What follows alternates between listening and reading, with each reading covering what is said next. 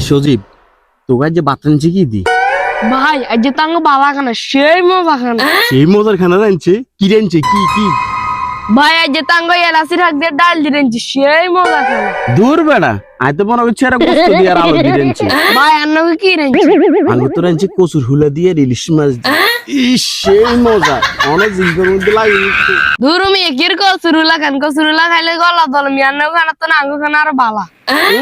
কেমন খানা ভালা আই জানি আচ্ছা সজীব বুঝি এখানে দুগো বউ রয়েছে চল আমরা এই দুগারে জিগে চল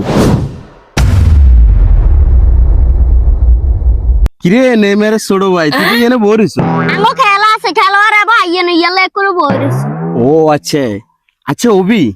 তোকে যে বাতানছি কি দিরে ভাই আজকে তো সেই মজার খানা হবাই খাইছি জিলবার মধ্যে আটকেছি মনে কর আবার খাইতাম কি কস এত মজার খানা তো কি এনেছি ভাই মুরকার হুটকে দিয়ে জল দিলেন যে সেই টেস্ট